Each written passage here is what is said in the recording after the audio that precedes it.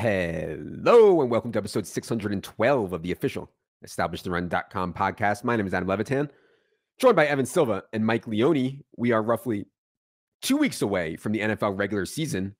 I am at 3.6 inches, approaching the full 3.9. Evan, how's it going today? It's going really well. I know that you're a really big fan of the peach Snapple. Oh, I can't stop. So I was at Walgreens today and I was like looking for something to drink on the fly, and I found the zero sugar peach Snapple. It's actually really good. I wanted to recommend that to the people. I always got to give good food and drink recommendations. Once you've had the real peach Snapple, I can't have the zero, but I hear you. It's really good. I'm telling you, man. Leone, how's it going today? It's going well. I've got my 6-year-old breaking into the room as I'm trying to record, but we're making it work. Get this kid in school. Jesus. Yeah, right. Dude, we don't start school till like September 5th here. You guys are lucky over there. On today's show, we are doing part 1 of our 4-part positional series.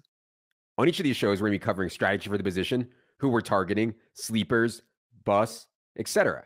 2 things before we get into it here. First, we worked out a deal with DraftKings for you guys. I personally hate deals and promos. I always think there's strings attached. There's more than meets the eye. It's not worth that hassle. I assure you, there are no strings on this DraftKings promo whatsoever. If you purchase DraftKit Pro or the bundle on ETR, you will get an email giving you $10 to play on DraftKings Best Ball, where there is a ton of action. DraftKit Pro is $49.99, but if you're playing Best Ball on DraftKings, it's effectively $39.99. Best rankings to bring to your draft, plus Thorman's in season, plus Thorman's ranks in season, rest of season top 150, Dynasty trade calculator, more. Second, reminder that if you do plan to play DFS this season, you really should check out the Solver Optimizer, best optimizer out there. In my completely unbiased opinion, definitely easiest to use. If you use the link in the show notes when you sign up and you have ETR in season, our projections will auto sync in the Solver. Recommend signing up now for the Solver because preseason NFL is indeed free, so you get to play around with it for preseason before the real bullets start to fly. All right, let's get into it here at quarterback. And we want to be clear, we are looking at this through a home league lens. We're here with 12 of our boys. We're doing a half PPR draft. This is not best ball. This is not tight end premium. This is not high stakes. This is not large field tournaments. This is fantasy, the way God intended, straight up 12-team home league. I think people are going to be stunned, Leone, at how high quarterbacks go. And we talked about this some last year, and I was like, man, I don't know. Josh Allen round 3, why would I do that when I can get Jalen Hurts in round 6 or round 7? That turned out to be a smash. If you go back and listen to this episode last year, we were all on Jalen Hurts. That really worked out. This year, though, I don't see someone like Jalen Hurts that I want to be all in on in the middle rounds. I find myself more likely to take a round 3 quarterback now. It doesn't make me feel comfortable as a long-time late and mid-round quarterback, bro, though, Leone. From a high-level strategy perspective, how do you think about how high the top tier of quarterbacks goes now?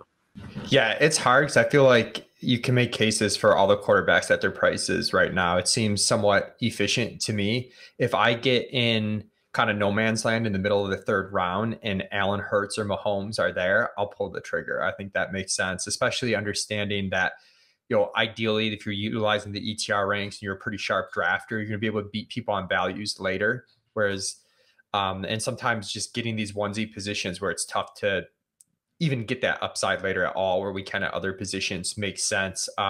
Lamar Jackson in round 4, I think, is a really good fallback option. If you don't get the top 3, I think there's some chances that he's the QB1. I'm really excited about this offense this year with Monken as the offensive coordinator. It's going to be a new look. It's the best group of pass catchers Lamar Jackson's ever thrown to. So I think, he's probably more of a target for me in round 4 than it is those top 3 guys that are going, a lot of times these guys are going by the end of round 2. So it's just kind of difficult to get them. Right. And if I miss on one of those top 3, I am more than fine with Lamar Jackson. I actually consider Lamar Jackson to be in that same tier. Evan, how do you think about the top tier? Do you think it's a 3 quarterback tier or a 4 quarterback tier at the top? And do you think drafting quarterback in round 3 is okay this year? I actually think that it's a 5 quarterback tier with Patrick Mahomes, Josh Allen, Jalen Hurts, Lamar Jackson, and Justin Fields rounding out the top tier. I mean, we just saw Justin Fields run for over 1,000 yards in 15 games, and the Bears went out of their way to build up his pass catcher core. So I think that everything could come together for him this year. That means I've been getting a lot of Justin Fields, and I've been getting a ton of Lamar Jackson, because the way that I draft quarterbacks is I try to essentially get the last guy in each tier, the guy that falls past his ADP, the guy that I have ranked higher than the field, and that tends to be Lamar Jackson and Justin Fields. The one guy I was kind of hoping that would be this year's Jalen Hurts, that middle round smash, is Deshaun Watson.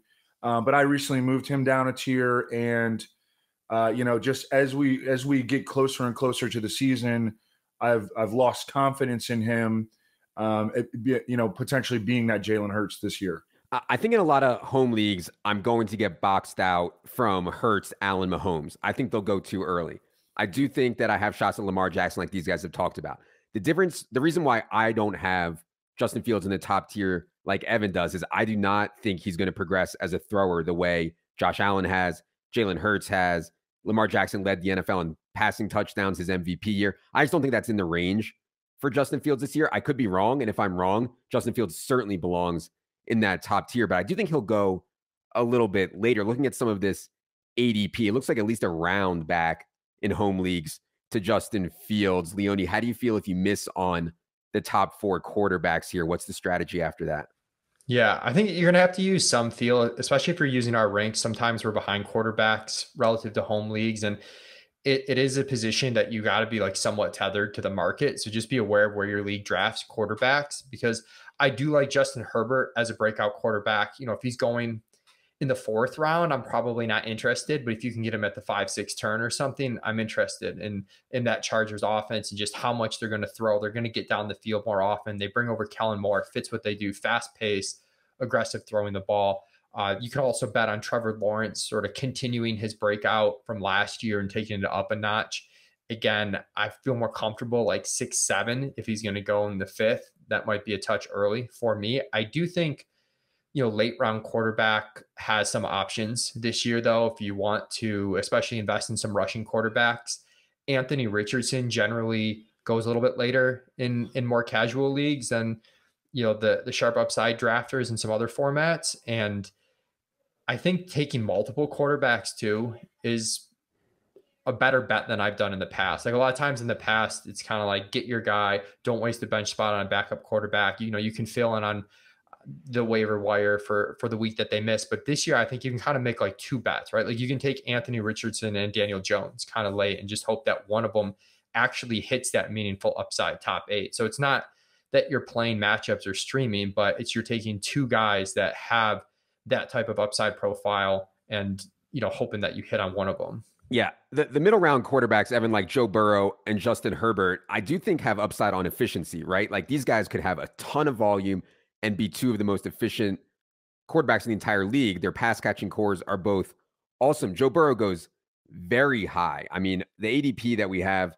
for home leagues right now in Joe Burrow is like round 4. That's very high for him in a league where you can get Joe Burrow round 5, Justin Herbert round 5, 6. I think I'm still okay with that, even though it's not naturally the way I like to play the quarterback position from a rushing perspective. Evan, what do you think about Burrow, Herbert, Lawrence types who don't run a ton, but I still think have some upside? Yeah. Joe Burrow, so he just always goes higher than I'm willing to take him. And this calf injury leads me away from him. It does sound like he's likelier than not to be ready for week 1. But he's also in the past 2 seasons had a tendency to start a little bit slow. And so when you combine that with the calf injury, I have Joe Burrow ranked ahead of Justin Herbert, but I'm much more likely to draft Justin Herbert than I am to spend what you have to spend to get Joe Burrow. I mean, yeah. Joe Burrow often will like go ahead of Lamar Jackson. I mean, especially in home leagues, he frequently, I'll say more often than not, goes ahead of Justin Fields. So Joe Burrow, I've kind of been out on. I still think he's going to have a really good season, but I don't know if he's going to be that super high impact quarterback right away because of the calf injury and because of his little slight tendency to start a little bit slow. I mean, look, we know what the deal is with guys who don't run. Like Kirk Cousins last year I thought was awesome. He threw for 4,500 yards and 29 touchdowns.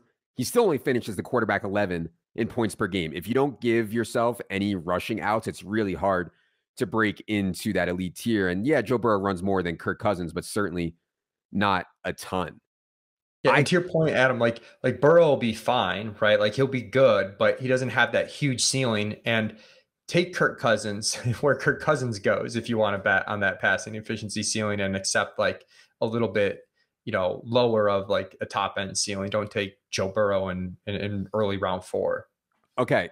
A question. What I used to do before every home league to prepare, I would say to myself, who is the last quarterback that I'm okay taking? Who's the last quarterback that I'm okay with being my starter? That strategy, I think, has become less viable now that the guys at the top have separated so much. And that's why I just talked about I'm willing to take these guys in round 3 and round 4. But if I was playing my old strategy, who's the last guy I'd be willing to take? I think it would either be Daniel Jones or Geno Smith for me as the last 2 quarterbacks I'm okay with as my starter. Evan, I'm curious what you think is the lowest you would go as your starting quarterback in a home league. It's definitely Geno Smith.